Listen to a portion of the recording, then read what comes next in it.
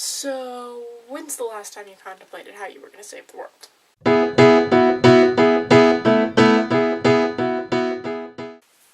How were you going to do it? Fight crime? Okay. Stop world hunger. Yeah, getting there. Fight bigotry and prejudice. Now you're talking, but I'm thinking something else. So what's the climate crisis anyway? Let Andrew Slack, a man of never too few words, explain. Good morning, John! Today we're going to be talking about the climate crisis. What is the climate crisis? Everyone is talking about the climate crisis. What is it? Well, John, there is this thing called CO2, carbon dioxide, that we are shooting up into the air in various ways, and it's causing all these ramifications that are insane and crazy. So what is that? Let me tell you. First, I'm going to move my arms frantically for the next few seconds. Hey,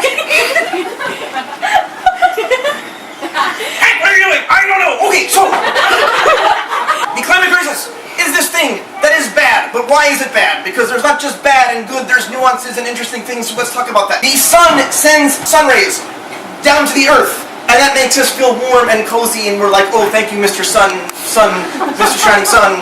So then the earth bounces that off, and the sun rays go back into outer space where they came from, and we say thank you, and then they come back again from the sun, and then they go back up.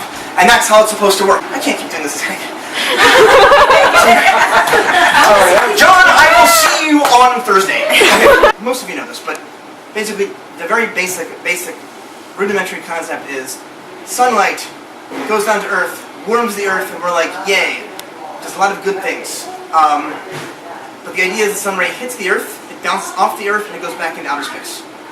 The problem is that CO2 is got this giant blanket of CO2 that when the sun ray hits the earth and then bounces back up, it can get through that cloud of CO2, but the heat from the sun ray can't get through, and it gets stuck.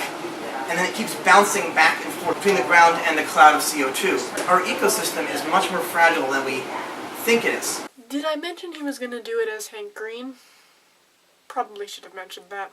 But the important question is, why does this even matter? I mean, I like polar bears. They're cute and fuzzy, even though they're really vicious creatures, and I've collected polar bear stuffed animals since I was a baby. But are they really that important? The answer is not really. But here's why the climate crisis is important. Heart's always beating, climate's always changing, but it's changing in a dramatic fashion, similar to the way that a person begins to change if they're going into a really high fever. Once we get to that place, it'll be very difficult, once you're in a fever, to get out of the fever. We can still prevent that fever from happening. But enough damage has happened that certain things are guaranteed at this point to be bad.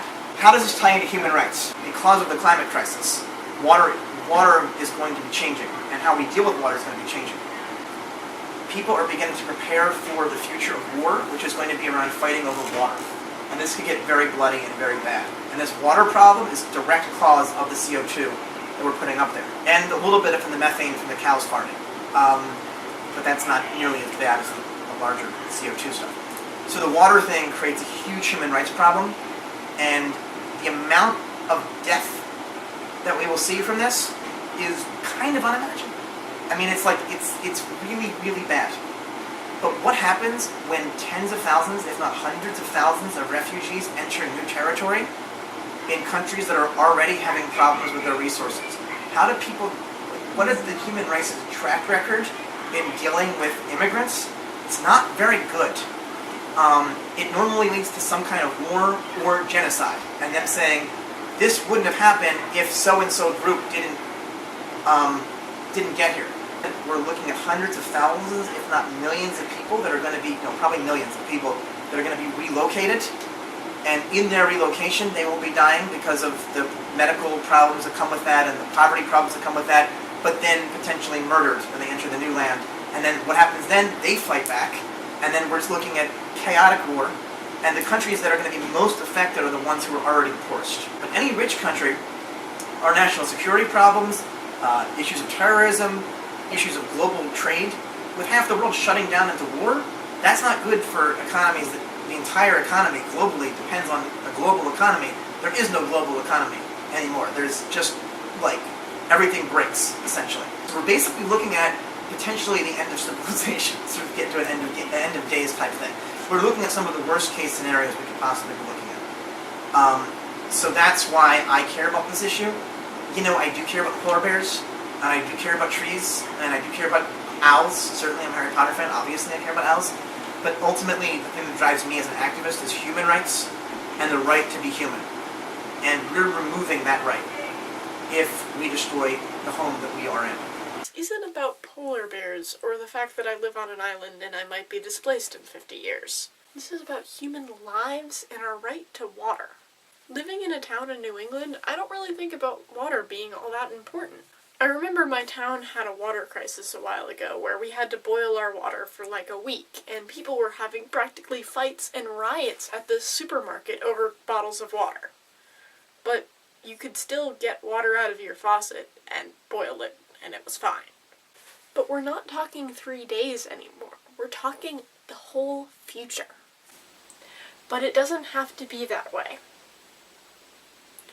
All we have to do is put on our capes, wear our underwear on the outside for once, and save the world. You ready? Pew!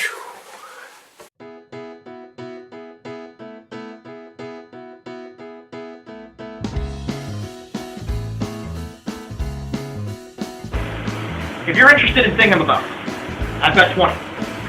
But when you look at the deeper issues, who cares? It is no big deal. We want more.